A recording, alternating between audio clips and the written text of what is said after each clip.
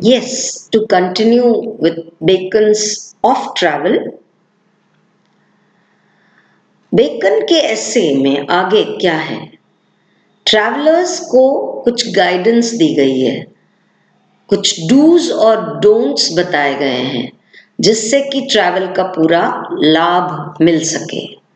Bacon continues his essay by guiding the travelers about some do's and don'ts that they can take maximum benefit out of it.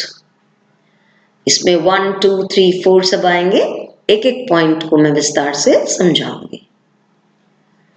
First of all, the young traveler must have some basic knowledge before starting travel.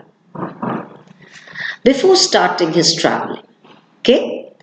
यदि आपको कहीं नई जगह जाना है तो उसके बारे में थोड़ी बहुत जानकारी उस समय तो पुस्तकों से थी, आज अथाह जानकारी इंटरनेट के माध्यम से मिल रही है, तो उस जगह के बारे में कुछ न कुछ थोड़ा बहुत जानकारी रखकर ही आपको जाना चाहिए.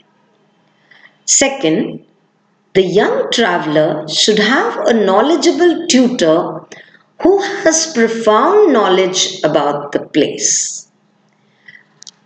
जो यंग है, जो अनुभवहीन है, उन्हें कुछ न कुछ किसी न किसी नॉलेजेबल व्यक्ति के साथ जाना चाहिए जो उस जगह के बारे में अच्छी तरह जानता हो. उसके लाभ हमने ऑलरेडी डिस्कस किए हैं कि ताकि नए और अनुभवहीन जल्दी पैनिक करते हैं, वो पैनिक ना करें, वो अनुभवी व्यक्ति के साथ जाएं तो उसको ज्यादा कठिनाई नहीं हो. तीसरा, the third point is that the tutor must carry some catalog or book along with him that can help them in the foreign country. कोई भी किसी भी प्रकार का बुक हो जो कि वो ट्रैवलर, वो ट्यूटर लेकर जाए तो समय समय पर एक फॉरेन कंट्री में उन्हें मदद मिले. एक वहां की book. See again, coming to present times, you have the internet, your bookings are done and you can travel safely. You have your own people there. So, आजकल traveling has become much easier. अब मैं फिर emphasize करती हूँ उस point को जिसमें कि कहा गया है कि the traveler must have a diary in which he can note down all the worth mentioning things.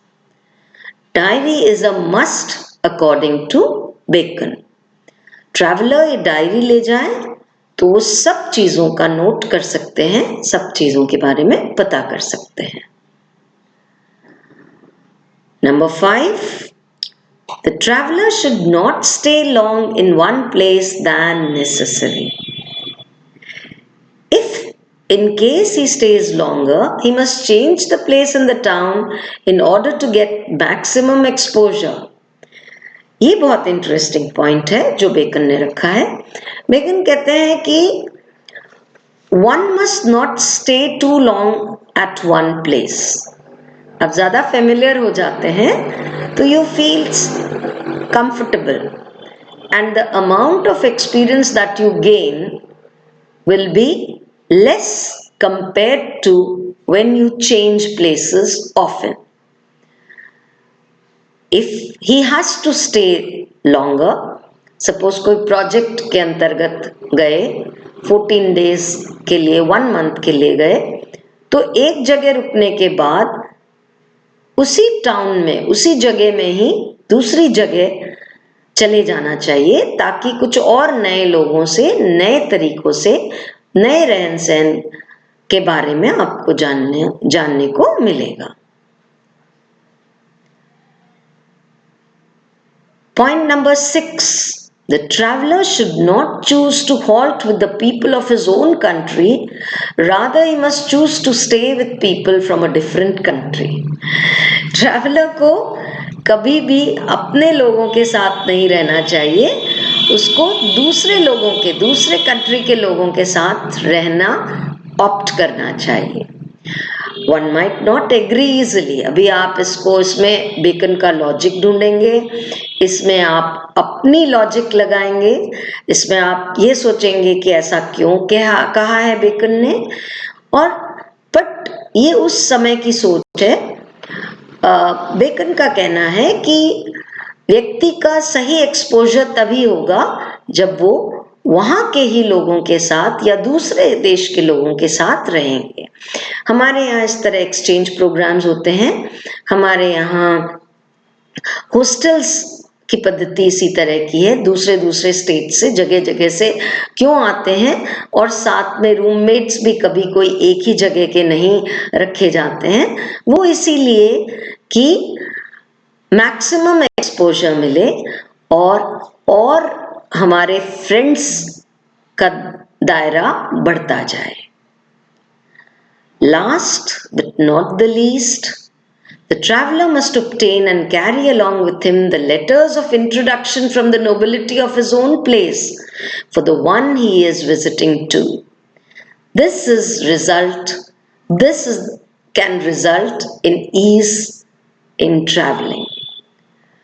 Last point जो कहा है बेकन ने, that is, the traveler must obtain and carry with him letters of introduction from the nobility of his own place for the one he is visiting to. आजकल हमारे पास proper visa होती है, but उस समय जब लोग जाते थे तो जानकार के घर जाते थे, तो जानकार के घर जाने के लिए उसे अपने यहाँ से कुछ लेटर्स ले जाने होते थे. और बेकन का कहना है कुछ नोबिलिटी यानी रॉयल लोगों के लेटर्स लेकर जाएं या डिस्टिंग्विश्ड लोगों के लेटर्स लेकर जाएं तो उसे वहां काफी आसानी होगी, उसे वहां रहने में मुश्किल कम होगी.